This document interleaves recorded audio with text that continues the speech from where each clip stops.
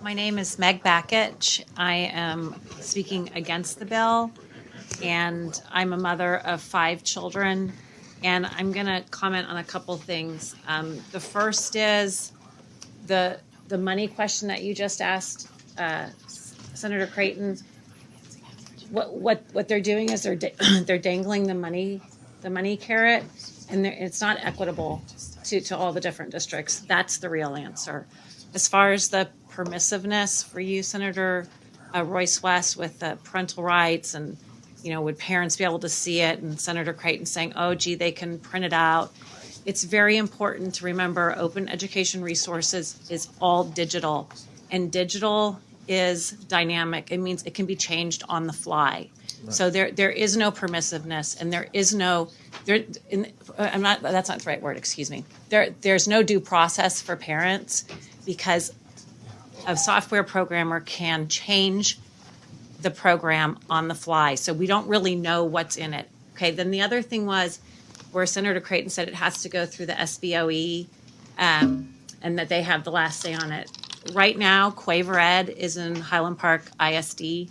Quaver Ed was not approved by the State Board of Education. In fact, it was rejected, but the TEA went in and is paying for it in Highland Park ISD. And so essentially, Morath has usurped the power of the State Board of Education.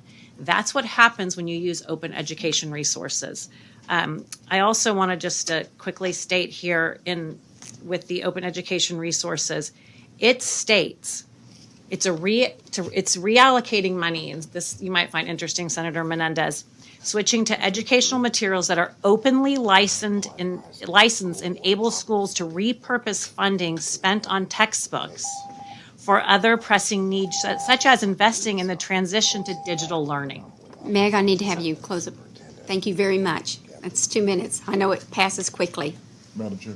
Senator West. You said Highland Park is using a system that was not approved by the State Board of Education. It's an app. I don't know. So it's a system. And what's an app? What's the name of the app? Quaver Education. Quaver Ed. And it's being paid for by TEA. Okay.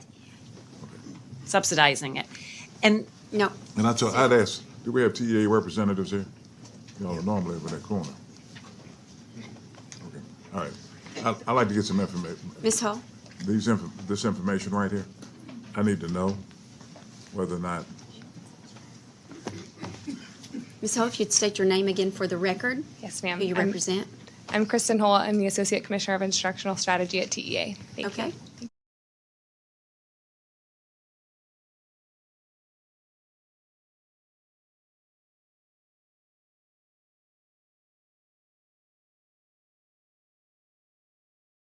Okay, you've heard what was said. Do you have anything that you can shed on that?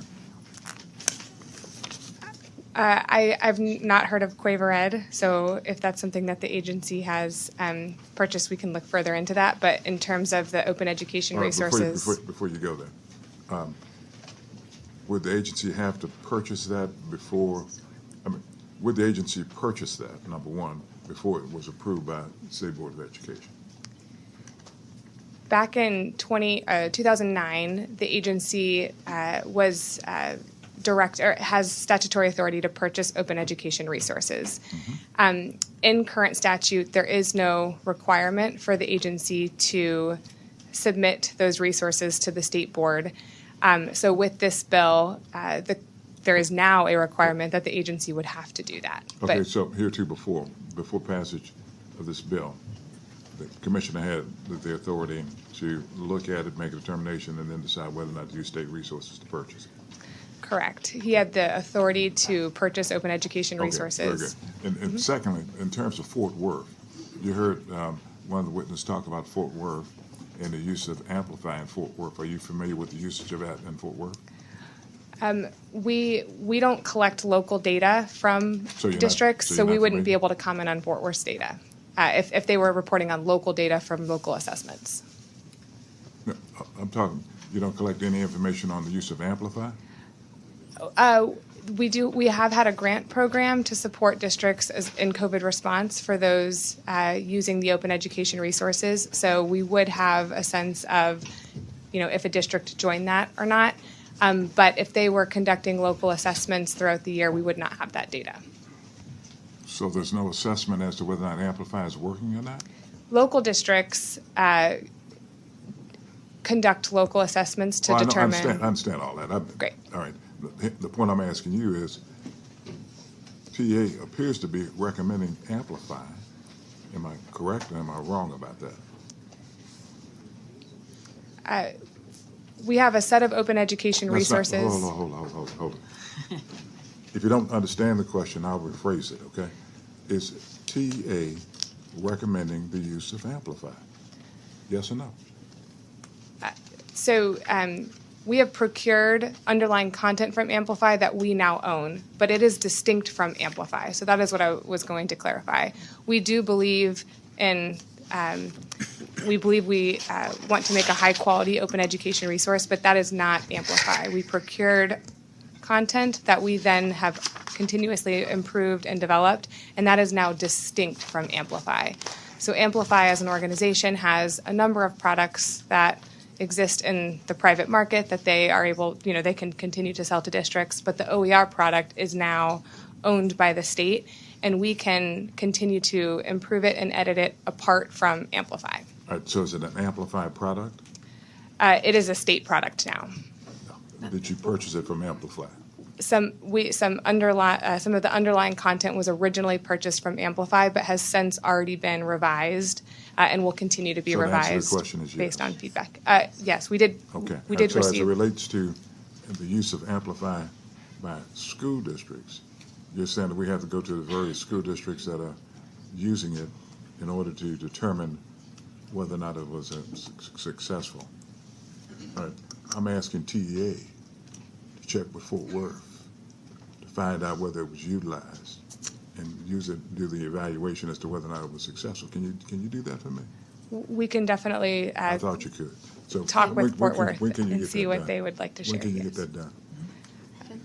Thank you, Senator Webb. Hold Thank up. When can you get that done? Oh, good. I can check back with the team. We can check with Fort Worth and see what they're willing to share, but they're not required to share with us local assessment data. Okay. I'd like to get the answer tomorrow, if all possible. That's what I'm talking about. That makes no sense at all. And so I just want to ask, so It makes no sense at all. Amplify, you extracted some things from Amplify, modified them, changed them up, and you use them at different schools, or they're part of curriculum? So whenever we What did y'all do with them? When you took them out, extracted, changed, what'd you do with it then? Because Yes, ma'am. under this bill, there has to be permission, or we have to know what the TA is doing, we where before we didn't. the way the process worked is we had an open competitive solicitation. We had 23 vendors response, and we awarded 6 contracts related to open education resources. That's how we procured and acquired the underlying content. Once we obtained that content, we took it through an extensive and very rapid vetting process, because this was during the time of COVID, so it was very quick, to support districts in getting access to materials as quickly as possible. But we went through a vetting process, and as part of that vetting process, we looked for TEKS coverage. So let me just make sure I'm following. So extracted the material, changed it, had a bidding process, 6 vendors, and then they built onto the platform that y'all had. We started The with core that you extracted and changed up. Did that become the platform then for the 6 vendors, or the vendors that you chose or that won the bid? once we completed the RFP process, that content was then owned by the state. So once we owned that content, we reviewed it and continued to edit it over time. So we edited it, we revised it, and then we put that product up on the website for anyone to access to meet the open education resource requirement, in that all of the material is digitally accessible for free to anybody in the state to reuse and or modify as needed for their local context. Over time, we have continued to obtain feedback from our pilot districts and have continued to edit that product And the most current version is online that anybody could access right now, just going to the website. Interface with vendors that you, It's on the TA website. You can go to the TA website and look at it. okay, thank you. Senator Parker. Thank you, Madam Chair. Appreciate you all being here. Just from a TEA perspective, understand what you've done with Amplify, that the bidding process we just described, that you extracted some of the data. Now it's different, so to speak, than base Amplify, so to speak. You took the content, you extracted it out. What is the nomenclature? What do you refer to this as now within TEA? Have you given it another name other than Amplify within the TEA world? If you can elaborate on that for us, we can understand how it's referenced internally when you talk about these types of curriculum matters. Thanks for your question. We generally think about a set of open education resources, and we think about it as subject area and grade band. So we would say TEA has a state-owned reading language arts kindergarten through fifth grade product, because we do see our product as distinct from what Amplify has. And we, in the purchasing of the underlying content, can edit it and adapt it however TEA needs to support the feedback we're getting from parents and from educators in Texas. So you don't brand it as Amplify, just to be clear. Is that right? The COVID response version is branded as Amplify, but we have been intending to rebrand so the version that we put in front of the State Board of Education. We would like the State Board to be able to review that product. And would it be possible for TEA to provide for members of the committee side-by-side comparison of base Amplify versus the Texas version now that you're referencing, just to kind of see at a code level and a content level, side-by-side comparison what that looks like? Would that be possible? We can definitely look into that. That'd be great. Thank you very much. Senator Menendez. Thank you, Madam Chair. Wow, we've heard Amplify a lot today, haven't we? Question would be, I guess, what do you envision? You said that there was a bidding process. There were several bidders, and then you evaluated them, I'm sure. And I'm not sure. Did you select the low bid, or did you select best qualification? How did you evaluate who to purchase the $50 million worth of product? And that's the other thing. I don't know exactly what we purchased. I mean, what did we get? Good question. Well, may I interrupt 1 second? Meg, I think we're finished with you as a witness, but thank you so much. We'll ask the resource witnesses to stay while we finish asking questions. Thank you. It's so unfortunate that you don't ask the end users. It's really unfortunate. Thank you, Because Meg. we're the end users, and I can answer all these questions very Thank you. differently. I was in a meeting with Murat. Meg, thank the you. material wasn't vetted. Meg, thank He you. said that himself. Thank you. Go ahead and finish. Okay. Terrible. Well, I mean, you know what?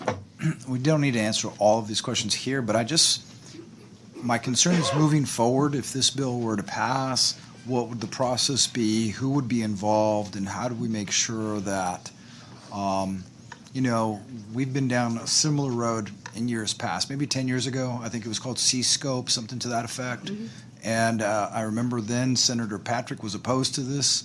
I'm just curious. I just want to make sure that we don't spend a lot of money on something that we're all going to be saying, well, why did we do that? So I'll stop my questions for now. Thank you. I just want to ask a question. Does this contain Common Core?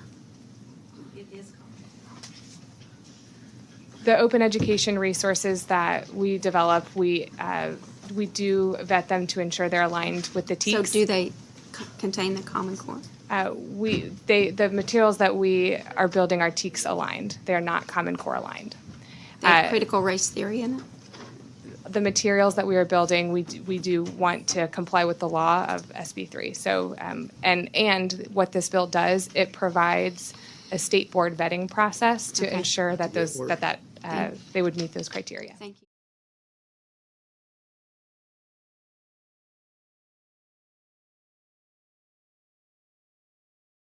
Somewhat confused by, and I know this was not your doing, it was the legislature, but when we talk about that open source, it seems like a direct hit to a free enterprise system.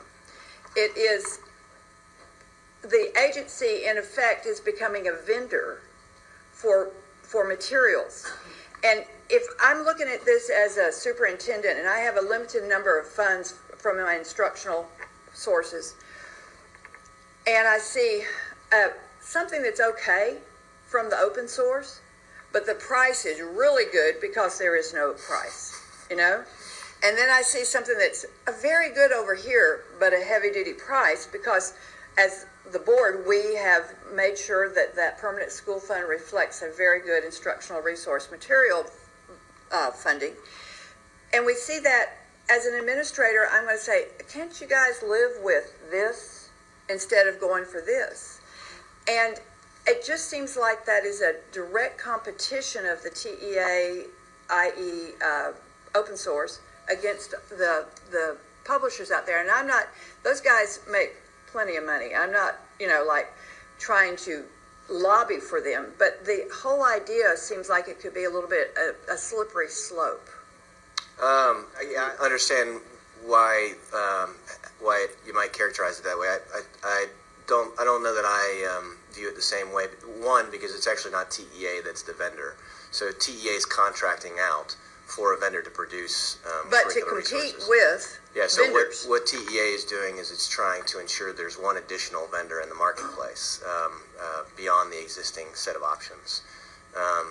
And then the ultimate goal of that is so that the taxpayer benefits through that increased competition to drive costs down. So, like I said, I think I can understand why you characterize it that way. I don't actually see it as anti-competitive. I actually see it as promoting higher levels of competition. And the thing to bear in mind about the open source resource, it's actually open source to everyone. Meaning that if I'm in the commercial product business, I can immediately license the open source material, incorporate it into my own materials, and then begin iterating through it, and then sell that.